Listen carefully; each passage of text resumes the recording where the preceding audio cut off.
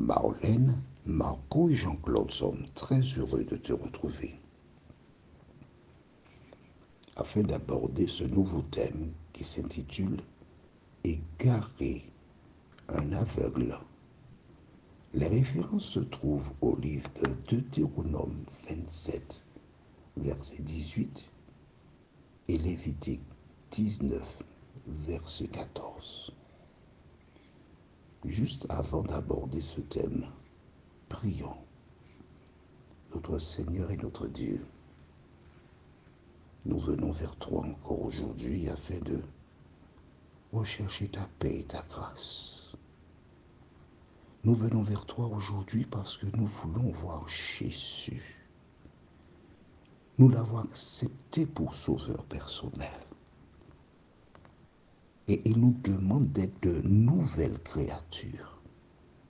Alors aide-nous, Seigneur, à appliquer la parole dans nos vies. Nous t'en prions. Saint-Esprit, conduis-nous encore dans la vérité, au nom de Jésus, pour ta gloire éternelle. Amen. Rappelle-toi, nous avons vu au verset 15, Deutéronome 27, verset 15, maudit soit l'homme qui fait une image taillée ou une idole. D'accord? Ça, c'était la première malédiction. Selon toi, est-ce que c'est toujours en vigueur aujourd'hui? La réponse est oui.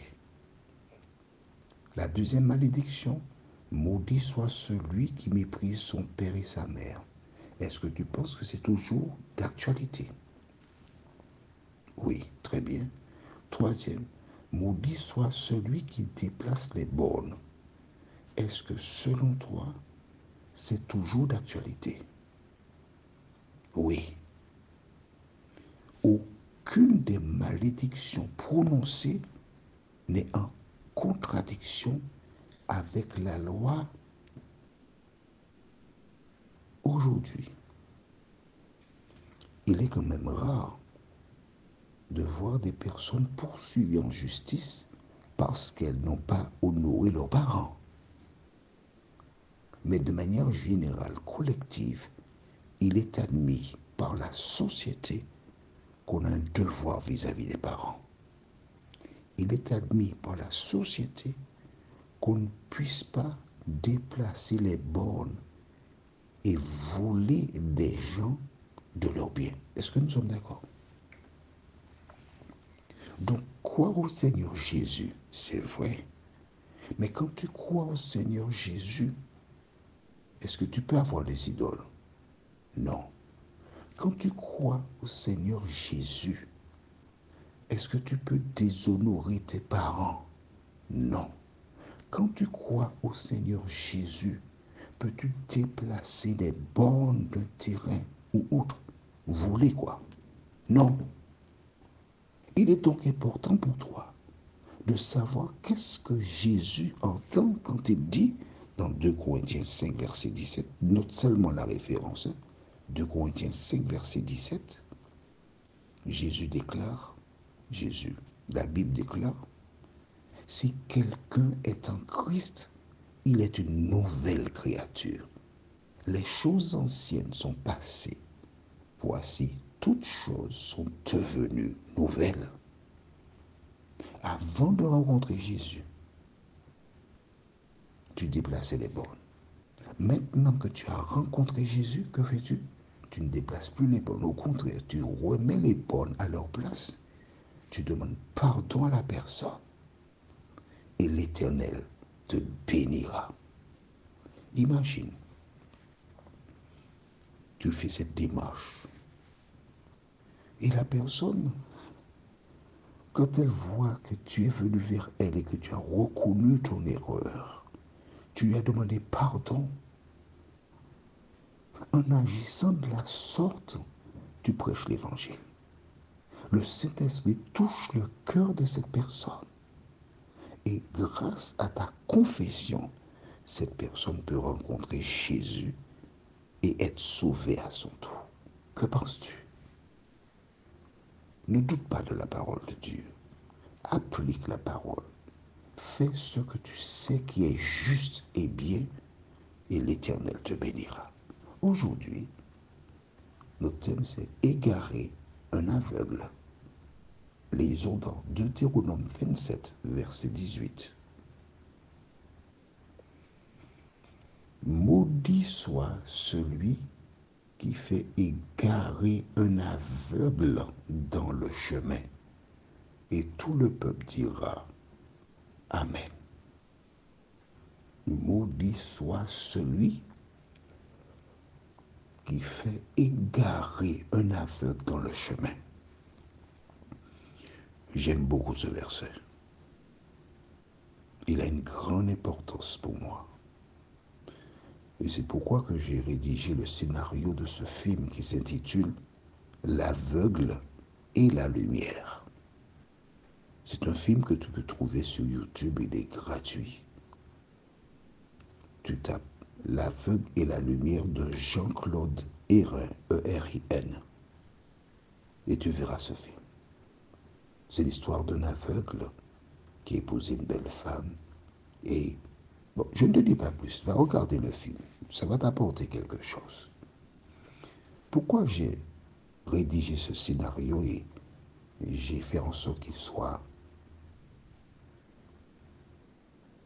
disponible? Parce que mon père avait une cataracte et suite à l'opération, le chirurgien s'est trompé et il est devenu aveugle. Et je peux te dire qu'une personne qui est aveugle, c'est pas évident. C'est difficile. Mais quand je suis arrivé en Europe, j'ai été émerveillé en voyant des personnes aveugles, seules avec leur canne, qui circulent dans les rues, qui vont sur les quais de métro pour prendre un métro. Et chaque fois que je vois ces personnes, mon visage est illuminé. Elles ne voient pas. Elles sont frappées de cécité. Mais elles avancent par la foi. Elles ne se laissent pas décourager parce qu'elles sont déterminées et veulent avancer. L'enfant de Dieu, la personne qui fait partie du peuple de Dieu, a le devoir d'accompagner un aveugle. Si près de ton domicile il y a un aveugle, ton devoir consiste à nouer avec cette personne, avoir une relation sincère, une relation basée sur le désintéressement afin d'accompagner cette personne. Même si la personne a ses enfants, des personnes autour d'elle, tu peux prendre un moment dans la semaine, dire bon, eh bien j'irai voir madame ou monsieur tel jour avec son accord, bien sûr, pour passer un petit moment avec elle. Tu vas voir cette personne, même si tu passes 20 minutes, tu lui dis bon, est-ce que je peux passer te voir tel jour? Tu vas voir la personne, tu passes un petit moment avec elle, vous échangez, tu apportes un peu de lumière dans sa vie. Et une fois que c'est établi, tu demandes, est-ce que je peux passer la semaine prochaine? Et cette personne qui est seule, qui souvent n'a personne avec qui parler, quand tu viens passer un petit moment, tu apportes un peu de lumière dans sa vie, sans rien attendre en retour. Le Seigneur déverse sur toi sa bénédiction. Mais nous sommes dans Deutéronome 27. Est-ce que cette loi-là existait déjà avant? Allons dans Lévitique 19, verset 14. La Bible déclare, tu ne maudiras point un sourd et tu ne mettras devant un aveugle rien qui puisse le faire tomber, car tu auras la crainte de ton Dieu, je suis l'Éternel. avant Deutéronome 27, Dieu avait déjà donné une indication sur l'attitude à adopter vis-à-vis des personnes aveugles. Toi qui m'écoutes, que fais-tu? Toi qui m'écoutes, quel regard as-tu sur une personne aveugle? N'oublie pas, n'oublie pas que toi aussi, tu peux un jour être aveugle. Ça peut t'arriver. Et quand tu seras aveugle, tu as besoin de quelqu'un. C'est pourquoi le Christ dit, tout ce que vous aimeriez que l'on fasse pour vous, faites-le de même pour les autres. Alors, selon toi, je reprends le verset. Deutéronome 27, verset 18 déclare, maudit soit celui qui fait garer un aveugle dans le chemin, et tout le peuple dira Amen. Selon toi, faut-il accompagner une personne aveugle? Dis-moi, à la lumière de ce que tu viens de lire. Une personne qui fait partie du peuple de Dieu, doit-elle veiller sur une personne aveugle? Prions notre Seigneur et notre Dieu. Merci pour la parole. Merci Seigneur pour ta présence. Merci de continuer de nous éclairer et de nous garder. Seigneur, souvent nous nous occupons que de notre personne. Nous sommes égoïstes. La vie, c'est moi, ma famille, mes plans, mes projets.